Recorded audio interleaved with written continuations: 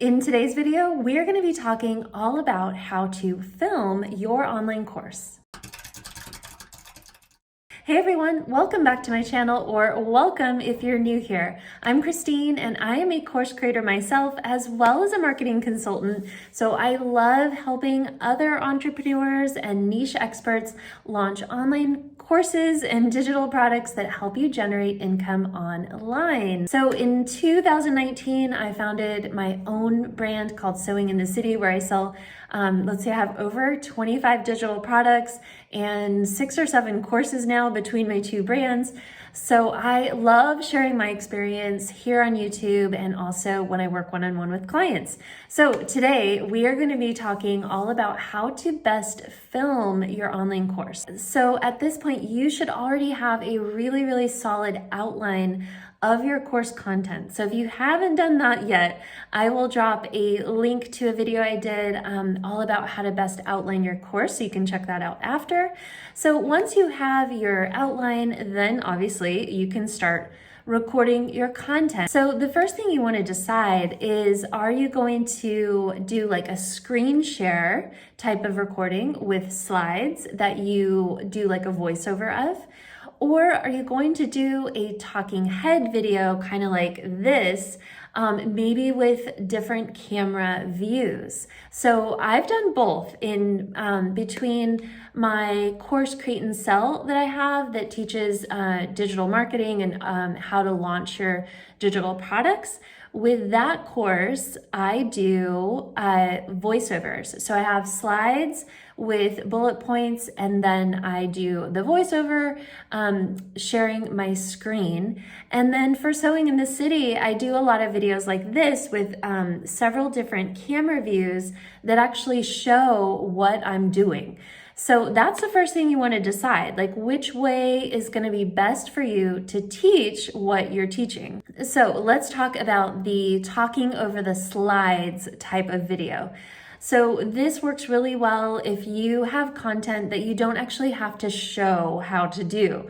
So this could be great for health and wellness, for teaching different techniques that are vocally spoken, or that you can illustrate using diagrams or drawings, or even like a whiteboard style animation. So when I do these type of videos, I use a program called Loom. It's loom.com, and what it does is allows you to record your screen. So what I'll do is pull up my slides. I usually create the slides using Google Slides, or you could use Canva as well. So I pull up my slides on the screen, and then you download Loom as a Chrome extension, and then all you have to do is literally hit a button and it will allow you to choose which screen, whether you want to record your entire screen or just one of your tabs, or lots of different options. But that way you can literally record your screen, and it also records your audio as well at the same time. So it's literally just a recording of you sharing your screen and talking through whatever is on your screen. The other option you have, which is kind of cool with this, is you can actually have the option to show your face in the one of the lower corners. So you'll see, like, you can have your face kind of just like really small in the corner, so that people can actually see you and see your face as you're talking through the slides. So I've done both. At Create and Sell, I actually didn't show my face. But in other videos I do, just kind of depending on the style.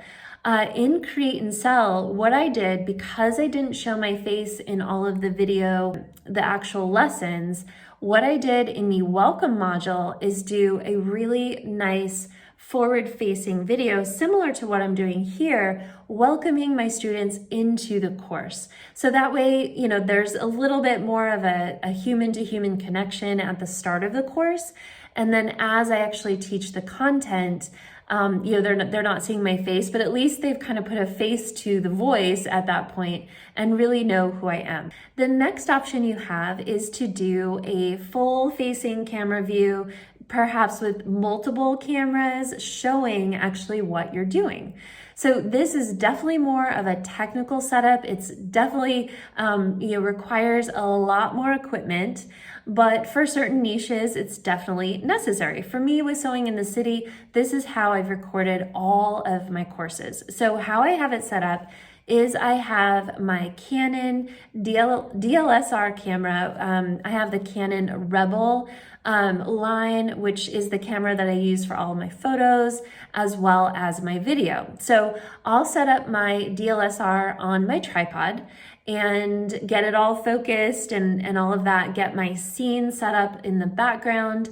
And then I have three lights that I set up so that my, not only like the forward facing view is well lit, but everything that I'm showing behind, in front of the camera is really, really well lit.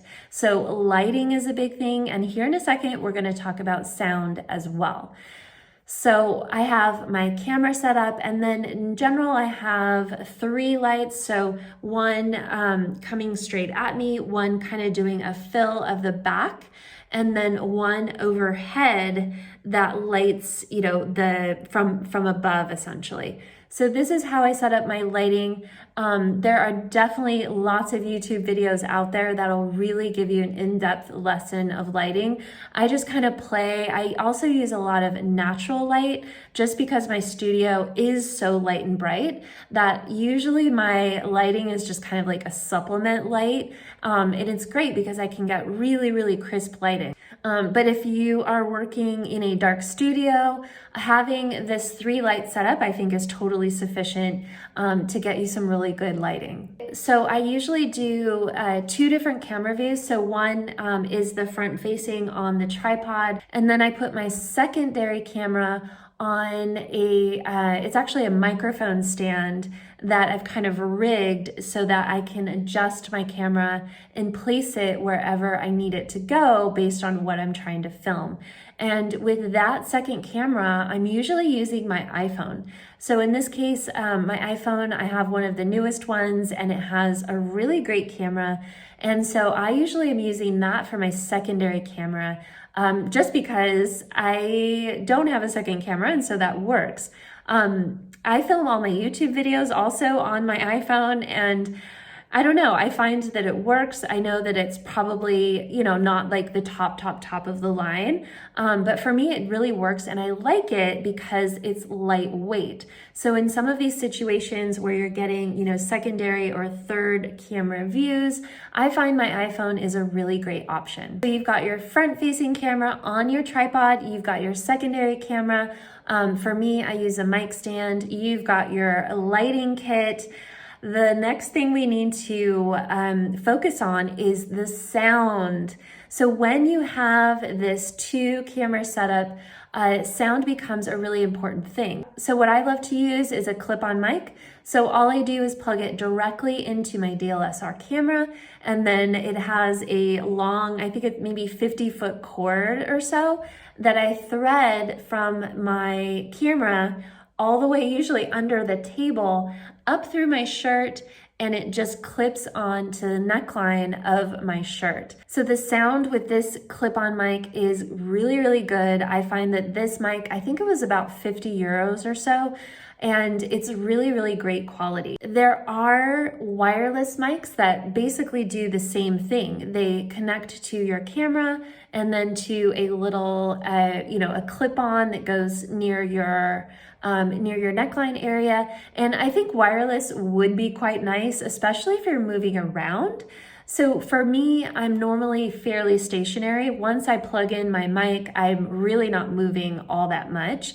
So for me, the clip-on works, and I really felt a little bit more secure with the wired mic as opposed to the wireless.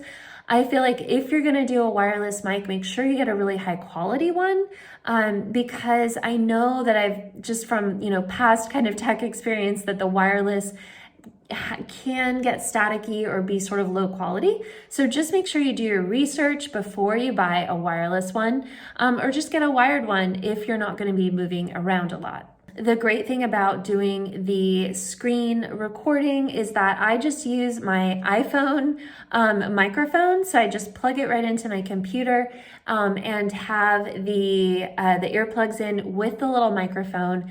And that gives me great sound right from my computer. I don't need to use any kind of fancy microphone or anything like that to get great sound. And before you really dive into filming, I'm going to recommend taking a look at my video about the 6 mistakes that course creators make. Check this out before you dive into filming and before you invest your time into creating all of your content.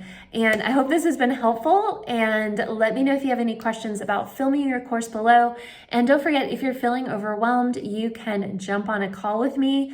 I also have my course Create and Sell, which walks through so many of my techniques and everything I've learned as I've set up and grown Sewing in the City, and also Creative Founder Collective. So check out all the links below, and I'll see you in the next video. All right, bye.